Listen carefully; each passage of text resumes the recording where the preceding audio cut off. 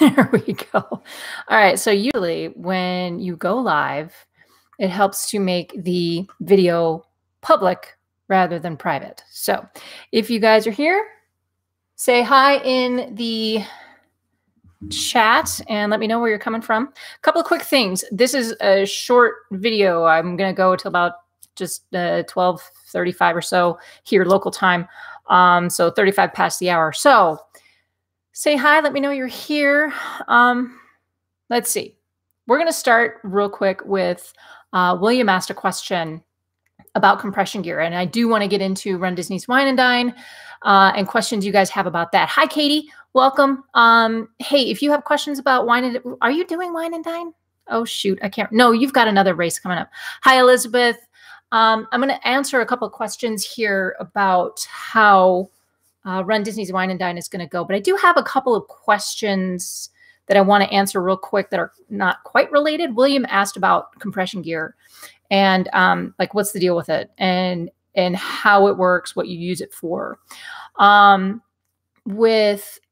I only have experience with compression socks, but there are other garments out there. You can get compression shirts and tights. And the idea is that compression gear will help your performance.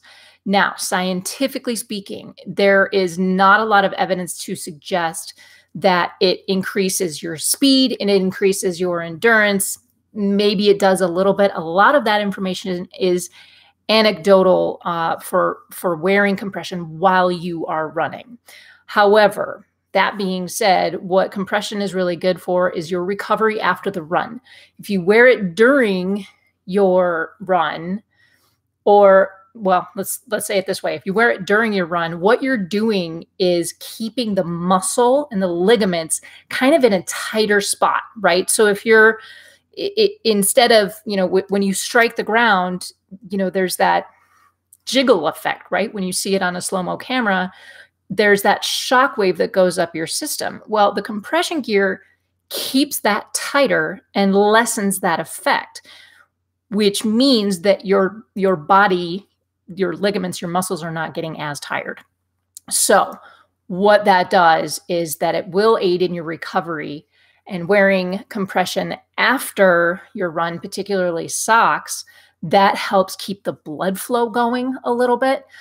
So it keeps the blood pumped out of your legs and it keeps the blood flow going, which helps kind of replenish everything that needs replenishing after a hard run. That is the short answer. When it comes to pants and shirts, I don't have a lot of experience with that. If you guys have experience wearing compression gear other than socks, let me know in the chat because I would love to hear about that. Who's here? I got Katie, I got Elizabeth, I got Steph and Les, I got Jen. Hey, Jen, I got Ann. Katie is doing the Richmond half. Good luck on that one, Katie. I'm excited for you. Maria's here. Colin's here. Cindy's here. Any key items you like to wear with the weather turning cold? Well, you'll just have to stay tuned. I just shot that video today. I'm actually doing a quick video, not a quick video, but a video about running in colder temperatures, some of the things you want to keep in mind. I've been shooting those kinds of things all week long because we had 19 degrees on Monday, which was super fun. So I like, the lungs have gone into shock with cold air. Just be careful how cold you're going out and running in, because that can be a challenge too. I will go over this. That's my Tuesday video. So yeah.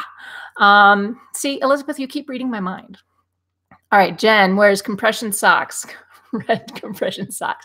Yes. Very good point, Jen. I wear compression socks when I get on a plane almost all the time. So I will wear, for example, after Wine&Dine, I will wear my compression socks on the plane on the way home. That's a 4-hour flight. And we will be running, well, the day before, but I definitely, and I wear compression socks in the parks as well after the longer races. So that just helps with recovery a little bit. Brian, welcome from Massachusetts. Second time catching the live. Well, congratulations on finishing your first half. Nice job. How did it feel? Let's see. Laura is 72 degrees on one day, 40 degrees the next. It has been weird this fall, right? Okay, Lindsay, hi. Linda, when do you leave after Wine and Dine? I am leaving on Sunday morning. We have to get a flight out so I can be home by the end of the school day. So lots of wind. Whoa, 50 mile an hour gusts for Jen. Yeah, with wind, it's, wind has been a challenge because you're fighting it, and it's not so much what you wear. You keep in mind the wind chill factor, of course, but it's not so much what you wear for the temperature; it's what you wear for the wind chill. That's a tough call. Like if it's 35 degrees outside, but you have a 20 mile an hour wind, it's going to feel, it's going to feel more like 20 degrees. So you have to decide if you're going to run outside for that. How hard do you want to fight the wind? I always like running into the wind and then turning it and running back out. So that's, that's a good call to keep it inside, teens and low 20s. Brian beat your goal by 4 minutes with a time of 1:45. Dude, you're Speedy McSpeederson. Nice job, man. Came in 50th overall. Stick to 5Ks for a while. Why, dude? You are like killing it. All right. So I do want to get into some Wine and Dine stuff specifically. Let's talk real quick about the new website and My Disney experience. If you guys have done Disney trips in the past, you probably know that the My Disney Experience app is how you plan all of your dining. You plan all of your fast passes. That's where all of your reservation information. I have found that lately with the update, the My Disney Experience update has been a bit buggy. So if you haven't recently, go in and check out My Disney Experience. And make sure everything is just what it needs to be. I actually have to call Disney, not run Disney, but I have to call Disney and make sure that all of my reservations are kind of in line. There are a couple of things that look weird on it, so I'm going to call them when I'm done here. When are we going to see a Wine and Dine costume reveal? When I make it. I'm hoping that's Wednesday. I have kind of a challenge this coming week. I have a lot to get done by the end of the day today because my son's home from school. He's on his fall break now. So it's he's off Friday and he's off Monday and Tuesday. He's at his dad's, though, for the weekend. So I have a couple of days in there that I hope I can sequester myself in my basement and get that done. So hopefully that will come. So that was just the thing about My Disney Experience. Also, I keep forgetting to mention this in every video I've done so far, and I did a podcast with Joyful Miles too. I keep forgetting to mention this on Sunday morning. The time goes back 1 hour. Daylight savings time is over before the half marathon. For those of you traveling from overseas, us weird people in the United States do this thing called daylight savings time. In the fall, we pull our clocks back. So at 2 o'clock on Sunday morning, it all of a sudden becomes 1 o'clock. Is that right? Fall back. Yeah. So just keep that in mind. So just think about that. Put that in your calendar if you're doing that. Make sure it's the Sunday, and you have that. Really, you guys have that over there? Okay, I had no idea. I thought it was just us weird people in the United States, but it's you guys too. Okay, cool. Yes, at least it's not moving ahead. Nice call. Yes. So just to keep that on your minds if you are doing the half marathon. Jessica asked, Jessica, if you're here, chime in. I haven't seen your name come up yet. About corrals. Okay. Corrals for 2-course only list the half marathon assignments. They do not list the 10K assignments. You get those assignments on bid pickup.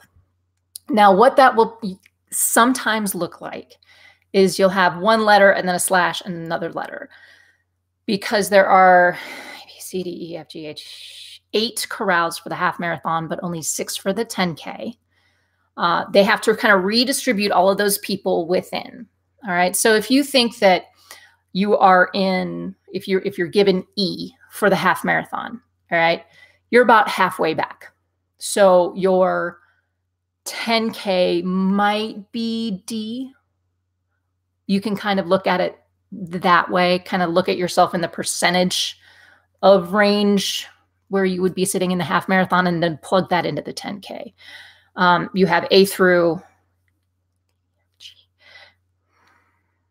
A, B, C. Yeah, I don't know. Is it G or is it F is the last corral in the 10K? I don't have it in front of me.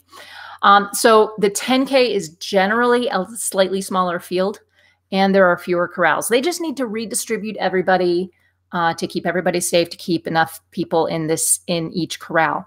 The A corral is almost always smaller because you have your elite runners in there. Your folks like Brian, who do a sub 2-hour half marathon, you know, you submit that proof of time, man, because if you ever want to do a Rundisney race, that is a killer proof of time. I'm just saying. So 70 countries have it according to Google. Really? For daylight savings time. No, you're super weird. Okay. Jen, if you're in corral F, don't calculate the numbers of runners in that corral. 35% of all runners are in F. Interesting. So here's the thing. And there's a lot of chatter about this, and it happens every time the corrals are released for whatever race. And I almost have to mute some of my Facebook groups because it is such a big conversation. The corral system serves all of the runners to keep them safe. All right. It's not just Rundisney. Rock and Roll does it too. Boston does it. Chicago does. All large races do this. The Boulder does it. Okay. I mean, Fort Collins did it. So the corral system is out there to place runners with like runners. Okay. It's apples to apples. All right. However, sometimes something falls through the cracks, or like your proof of time doesn't count or something like that. And what you submitted puts you in the back corrals. A lot of factors go into how Track Shack, and it's not Rundisney, it's Track Shack, organizes these corrals. So if you are in the Team Rundisney Facebook page, there's a guy by the name of Chris Mel, M-E-L. And he's been kind of following and watching what happens with all of these corral assignments across many, many events. And he has come up with the reasons for and the system that he's been able to figure out that Rundisney and Track Shack figure out their corrals. So one of the most important things to remember about your corral assignment, just because someone said, and I'm quoting Chris now, just because someone says they submitted a proof of time and got corral, whatever, doesn't prove anything. Because to understand how the assignment is made, you need to know two pieces of information. What did they enter as their expected finish time? And what did they enter as their proof of time? So if I entered a finish time of 5 hours and 30 minutes or slower, no matter what proof of time I submit, that gets ignored because I will automatically be dropped into those last 2 or 3 corrals. Okay. Disney's made it very clear, again, quoting Chris, Disney's made it very clear that the proof of time is not required for an expected finish time of 5:30 or slower. Okay. So if you say, okay, yeah, I'll finish in 5:30, they're just going to drop you back in the last few corrals. All right. If you entered an expected finish time of 5:20 or faster, your proof of time must support that. Okay. So let's say, for example, my expected finish time for the half marathon is 2:10. I don't have a proof of time that supports that. Okay. So I don't know. And I have to look back at his post to see what they do in that case. So if I say that I'm going to finish in 2:10, but I simply do not have a current proof of time that qualifies, they're going to probably, and I need to make sure that this is right. I'm going to do a whole video about this. That they'll probably put me at where my proof of time supports me. All right. So if it's a 2:17, they'll maybe drop me back a little bit. Make sense? Okay.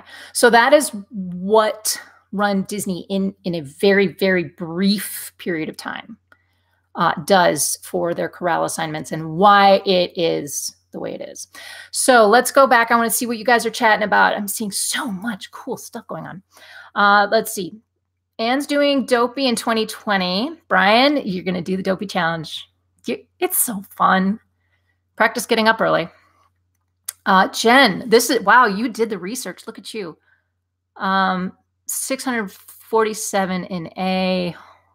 I'm in D.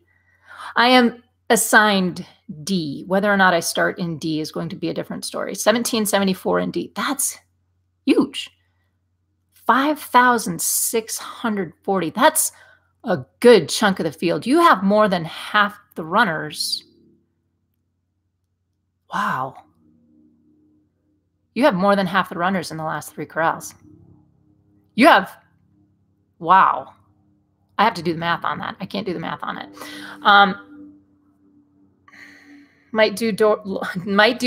Laura says I might do Dopey in 2020. I'm planning for Goofy in 2020. It's going to be a while before I do Dopey again. Laura says, haven't run a full marathon yet. You know, Laura, that is a very smart way to look at it. Here's the thing. I know a lot of people, and you're not wrong for doing this if you've done it this way, who take their first marathon experience and throw it right at the end of Dopey. I think it's hard to appreciate what that mileage feels like until you've actually done a standalone marathon. I even did that with my Ironman. I had to see what 26 miles felt like regardless of what I did before that. So I think it's a good idea. Not a lot of people, I mean, I've heard it go either way. I just think it's a smart way to approach it. But, just sign up for a marathon, train for it. You don't have to do as much mileage as you would for Dopey necessarily. But I think it's just a smart way to approach that, Laura. A lot of people do Dopey as their first marathon. I'm not one of them either. Do you have to actually say an expected time, or you can just say it will be less than 5:30? I honestly don't remember what I did. I think I made sure my expected time reflected my proof of time or I don't even know if I did that. I don't know if I even entered. I have to go back into the registration page to see what that looks like. If anybody has done that, remember what they did. Otherwise, you work out what your time will be if you have a half time. Here's the thing with the conversion too. So if you are submitting a proof of time for a Walt Disney World Marathon, I think that deadline is passed. Your halftime, your expected time isn't just your best halftime doubled. Okay. Your pace slows for a marathon. It could be the difference of 2 to 3 minutes, a minute or 2 per mile. It could be 30 seconds per mile, but you're not just doubling your halftime and making that your expected time for the marathon. Because if you submit a proof of time that's say 2:30, you're going to finish a marathon in probably a little bit longer than 5 hours. So I don't remember if I submitted an expected time. I submitted my Ogden time, which was 2:17, and they put me in D. I think 5:30 to 5:45 and 6:01. Okay. Start in D. It'll be a party. Yeah, my husband is coming with me, and he's in G. So we have to see. We haven't yet come up with race day plans. We're both doing both races, so the 10K and half, and so we still have to sit down long enough to actually make the plan. He is definitely walking both, but his walk is my run all day pace. He walks like a machine, so I'm not worried about him finishing. 15,000 runners at Wine&Dine. That's actually pretty good. That's a good size race. It's not huge. It's not huge. It's big enough. Training for my first half at Walt Disney World in January. You beat your A goal in a recent 10K for my. Okay, very cool. Nice job, Colin. I was going to say there was almost a red flag there, but you're doing the half. So instead of the marathon, if you were doing the marathon, you would have to submit at least a 10-mile time. But nice job, man. How much more did you beat your A goal? I want to hear about this. You don't want your first marathon to be local. I had the same problem. Like, none of the marathons here are any fun. Where are you, Laura? Remind me. I have. We're in Dallas. Okay. Arizona's nice because that's in January. Twin Cities just happened last weekend. I really want to do that one. I think that's on my list next year. So there are some other kind of destination races that are really fun that you might look into. First standalone marathon in your home state, Brian. Boston qualifiers. Yeah, Boston is next level stuff, right? Okay, what's everybody talking about? My mom's going to be with me. Karen, hi, welcome. My mom's going to be with me, but she isn't running any races. Can she wait for me at Magic Kingdom?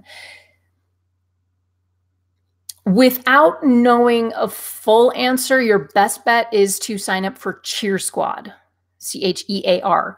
That's going to be on your Run Disney page, and there is still availability for that. If you go into the Wine&Dine half marathon weekend, you can register for the Cheer Squad package. That is $65. Here's what that gives you. You get a bag, a stadium blanket, which is really, really super nice, and a cowbell. You get grandstand seating at the finish line. It is not saying anything. No, you know what? I'm sorry. The half marathon, if you are doing Wine&Dine, it doesn't go through Magic Kingdom. Okay. If you're doing Walt Disney World half marathon, it does. So if you would clarify for me, Karen, just so I know which one you're doing. Wine&Dine does not go through Magic Kingdom. Okay. At all. So just to let you know, so she can, and rope drop at Magic Kingdom isn't until 8 or 9 that morning. So it's well after the races are pretty much done. Wine&Dine, there's no place to spectate in a park. Yeah. So yeah, looking at the course maps, there's really no place to go except the finish line. So that's probably your best bet, Karen. Okay, you're doing the half next January. Yes. So Cheer Squad is probably the best bet if she wants front row seats.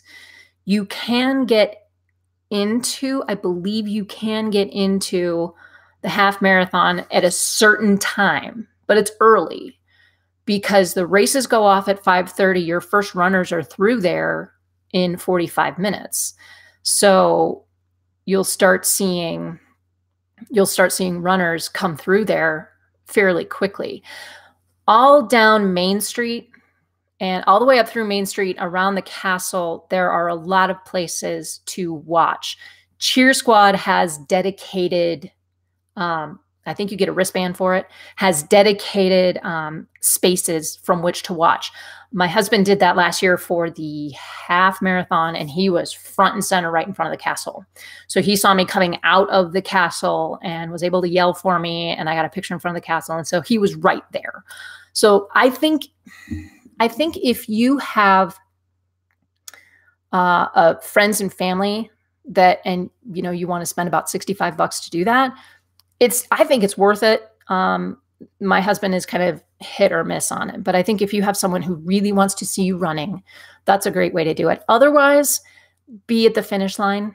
So I think that's probably your best bet. In January, you can do cheer squad. Hello, Dave. Welcome. Does that help? Yes. So good. I'm glad. Yeah. And the other thing about cheer squad I don't know about computer stop. Computer stop. Dismiss. Computer stop. That's my timer, guys. I got to get out of here. Sorry, guys.